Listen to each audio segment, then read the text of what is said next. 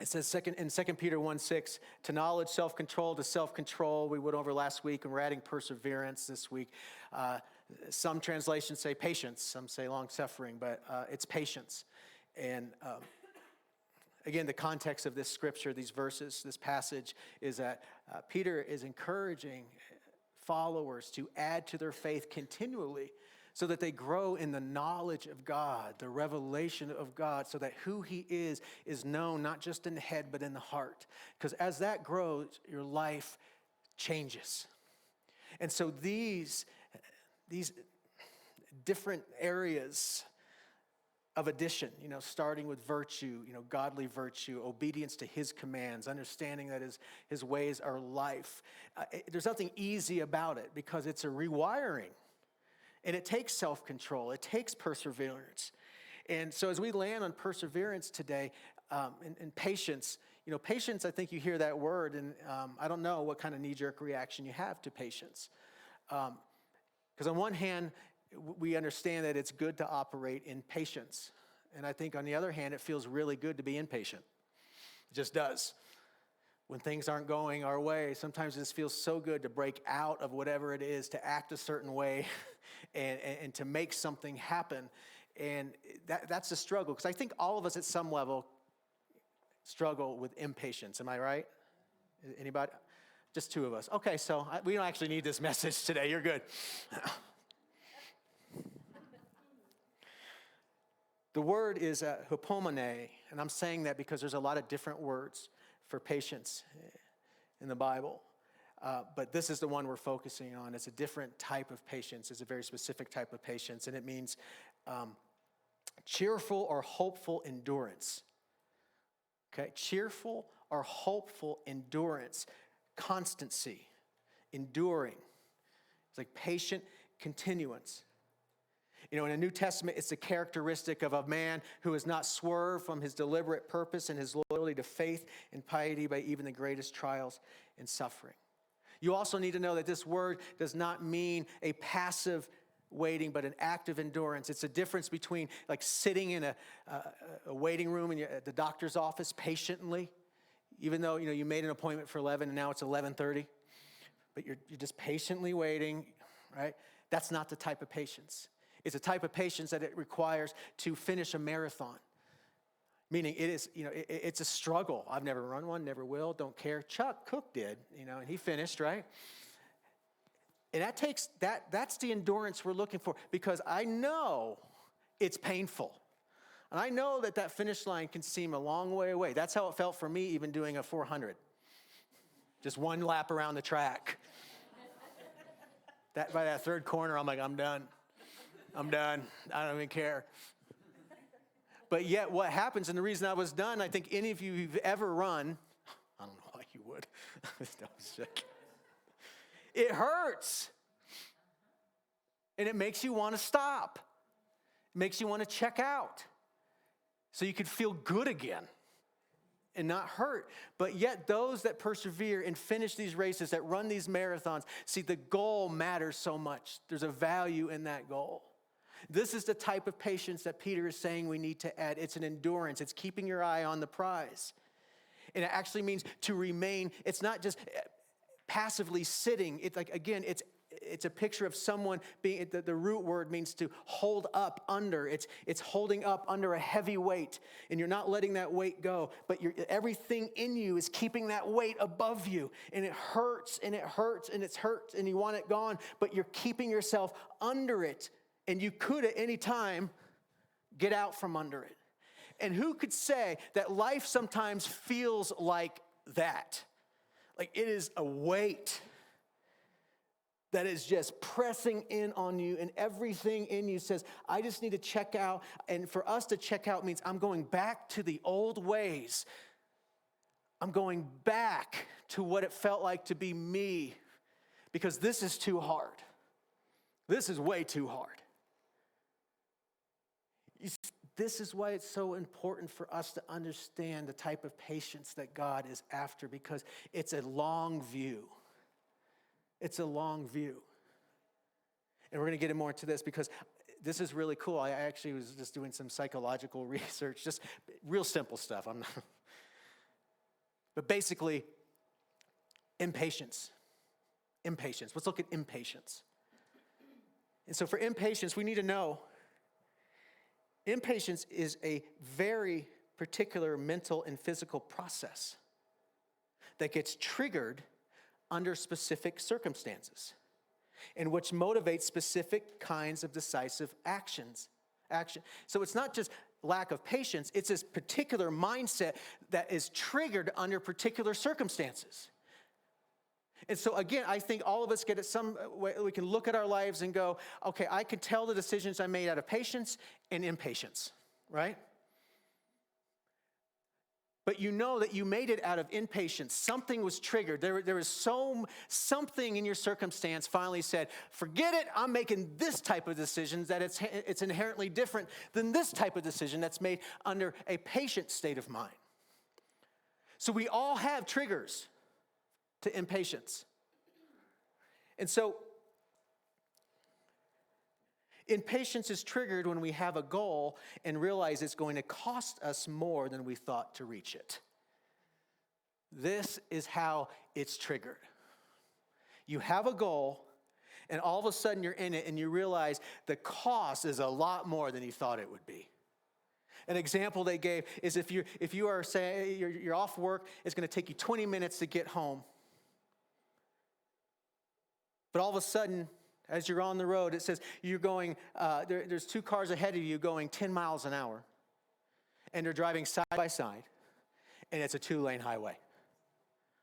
All of a sudden, the cost is growing. It's going to take more time to get home. I relate with this. The cost is growing. It was unanticipated. You didn't see it coming. And now you start to grow impatient. Anybody like this? I am. So impatience motivates us, watch this, to reduce the cost of reaching our goals or to switch goals. This is what impatience does. It says get off track, go off course. Okay? Reduce the cost.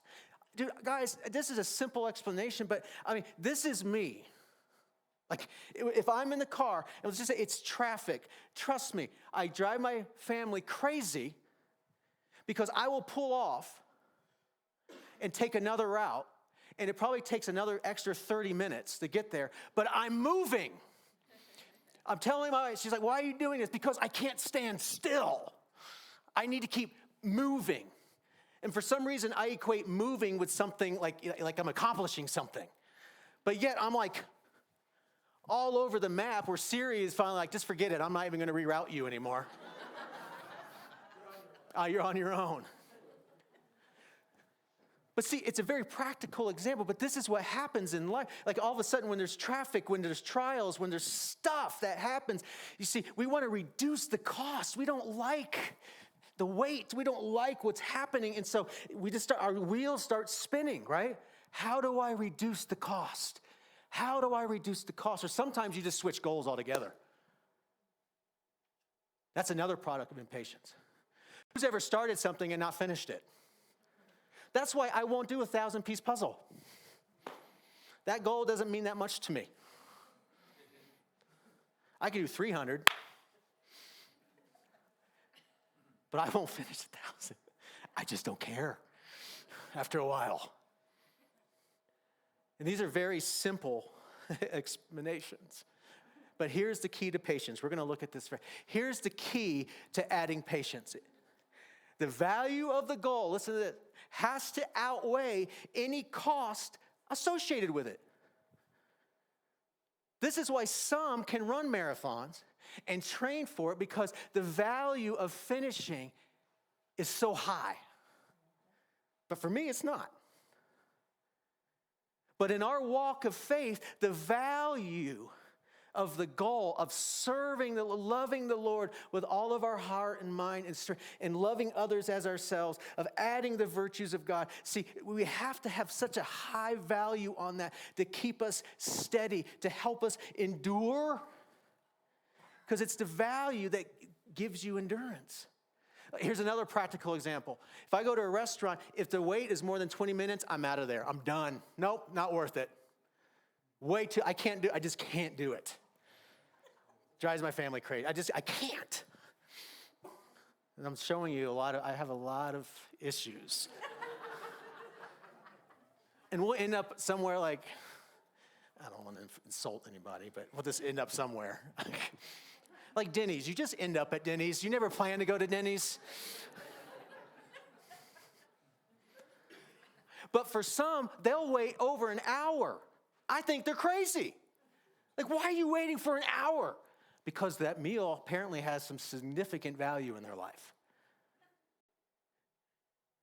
That's patience. They're not extra patient people. They just have a higher value on what they're waiting for. I got triggered.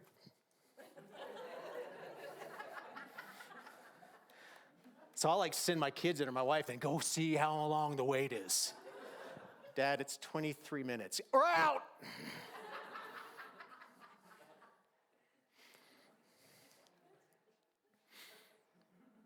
We have to remember the goal here, the context of what we've been studying with 2 Peter 1, through 9, whatever it is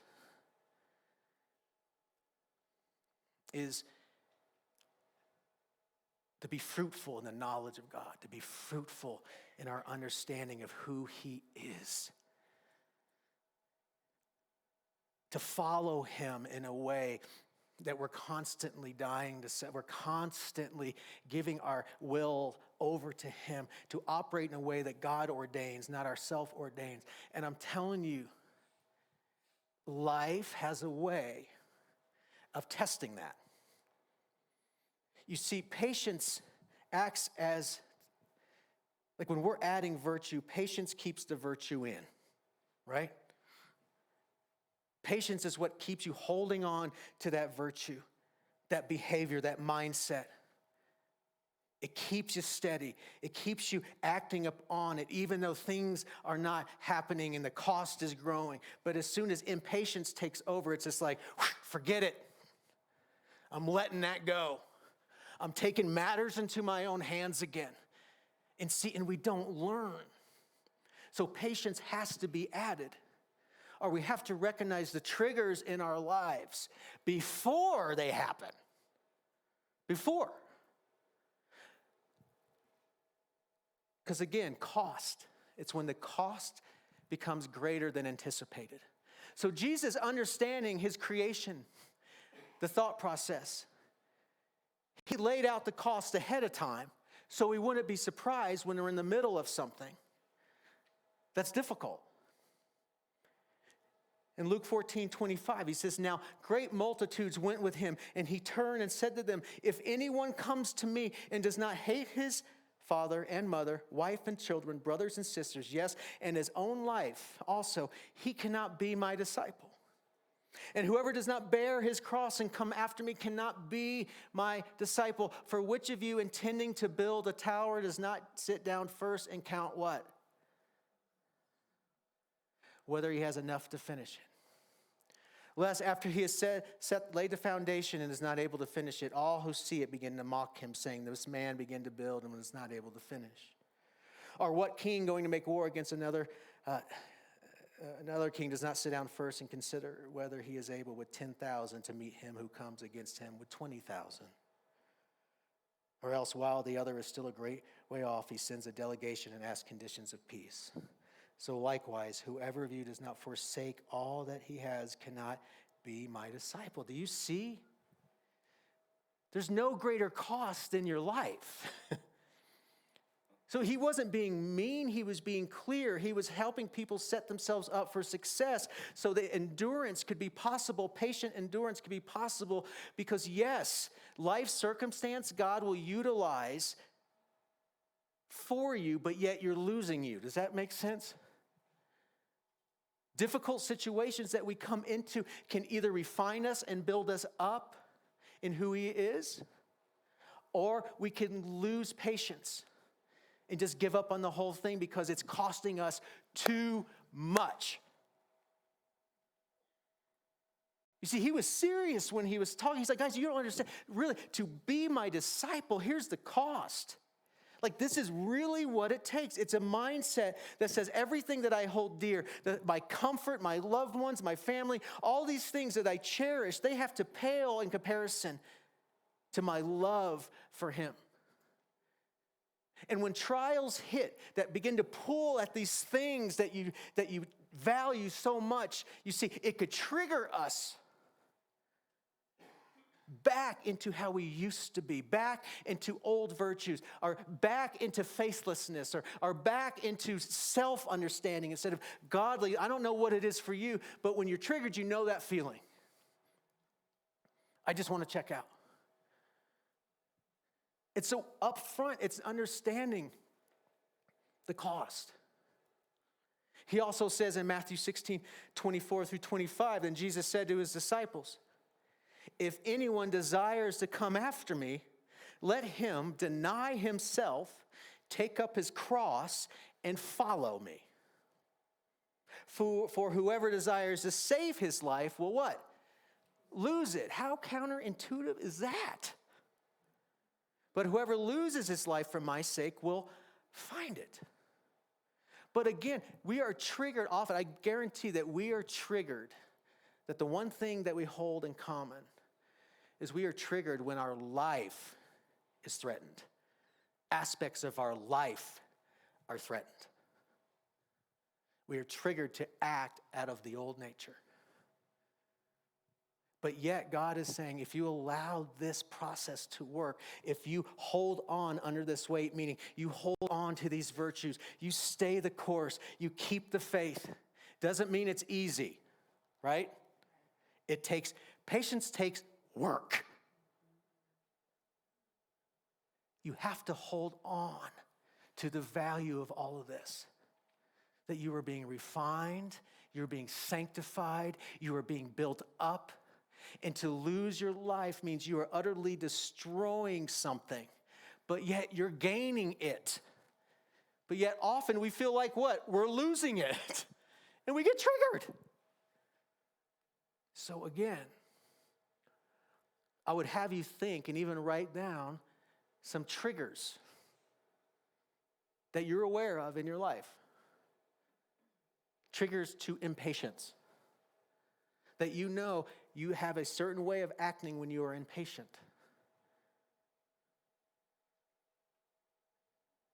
And sometimes it takes a while. Because God understands what's needed. He's not in a rush. We are. Romans 8:28 says this, and we know that all things work together for good to those who love God. Remember, this is what it's predicated on. This is the foundation of truth that it's based on. For those that love God, that have faith in God, that understand his ways, to understand what it means to be his disciple, to understand what it means to try to love him with all that we are. This is what it says. To those who are the called according to his purpose. See, he works all things together for good, meaning he is building you up in whatever circumstance it is. And so with that knowledge, we have to stay the course. Our good may not look like God's good. But God is looking at you as a whole and say, what hasn't died? What has died? What needs to die? So that you could experience fullness of life in him. And he will allow circumstances in our lives sometimes that are intentionally there to help you die to self. But it takes patience. It takes patience. It takes patience. And sometimes moving, just to keep moving, is not what he is saying. And when I mean moving, I mean it's changing directions, it's changing goals, or it's changing an approach, whatever it is. It's like, no, steady. Don't be changing everything just because it's not working. Don't be changing everything because the timing isn't working or things aren't adding up. It's like, just stay the course. Just listen. Stay. James 1:2 says this, my brethren, count it all joy when you fall into various trials, knowing that the testing of your faith produces what? patient. See, it produces patience. We have a decision if it's going to produce patience or impatience. But if you find yourself in a trial, and it doesn't say you've tiptoed into a trial, it means like you have fallen into something that you were not expecting. The cost is so great. It is so difficult. One day everything was great. The next day, what has happened? And there's no end in sight. This is typically where we operate out of impatience because we want to fix it, or we want to blame, or we want to do something. We want to reduce the cost. We want to reduce this pressure, and we can't. But he says, know this. It's producing. See, you're going to have to operate in patience as a child of God. You're going to have, or else it's not going to actually serve any purpose. You're going to be triggered. Every one of you. You will be triggered to a state of impatience. But yet we don't understand what a virtue it is. Sometimes we get in the habit of just acting out in impatience because we don't think it's that big of a deal. But it is. It's hard to undo a lot of decisions made out of impatience. God can, but he doesn't want to have to. So again, think about triggers. Even if you're in a difficult situation right now, you have to know God is with you. And right now, the biggest thing he wants out of you is patience. To hold those virtues close, to operate from that place, not to let them go, not to revert back, but to stay the course. Because you're going to learn more about who he is. He's going to be able to become God in that situation. And that's what he is wanting. He wants to reveal himself. Because this is what happens. But let patience, it says let it. Because we can operate out of patience maybe for a moment, but continual? Like we all as parents know, you have a breaking point with your kids. You could be patient and patient and patient, and then there's just like, that's it. I'm done. Let patience, you see, have its work. Patience doesn't feel like work, right? It is.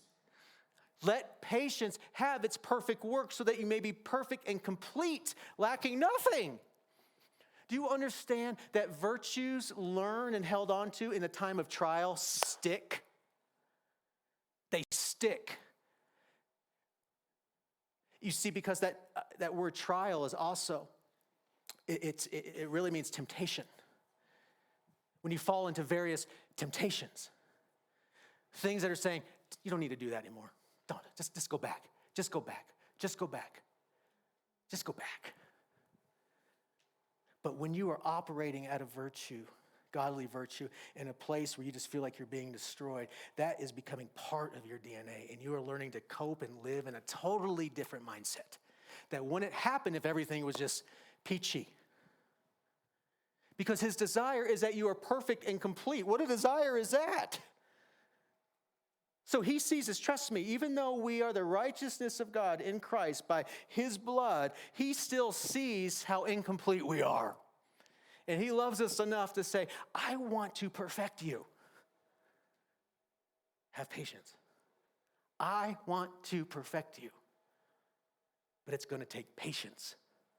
And in this age of microwaves and cell phone, everything is instant. Nothing worth having is instant. It takes time. So again, what is the value that you put on serving God at all cost? Holding on to godly virtue at all cost. Because every phase of life is going to have a different cost. And if we learn this and add to it, I'm telling you, we're growing and we're growing. But if we're not, we're complaining and complaining and complaining. If we learn this, we are conquerors, we are conquerors, we are conquerors. If we don't, we are victims, we are victims, we are victims. Right? If we learn this, we engage and engage and engage. If we don't, we disengage, we disengage, we disengage. It's so important. And so, for all of us, I mean, I was literally preaching at myself this week. I am classic. I don't know if it's a creative mind or just, well, it's probably just more issues than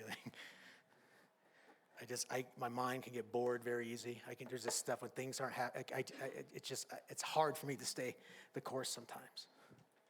But yet I've learned the most about who God is by learning patience in certain seasons. And as we go into next week in this new series, we're going to look at godliness because that's one thing that you add. But to me, godliness comes alive when we understand who it is, again, that we serve. Who is the creator of the universe? Who is he? Who is he? And in that, we find comfort and power and strength and patience, hopefully. So, all right, that's it. Work on your triggers. Know the cost is great, but it is worth it. It is worth it. It is worth it. And have good people around you that will stop you from acting on your triggers and not encourage them. That's the hard part sometimes. Jesus, thank you for this day and this message, this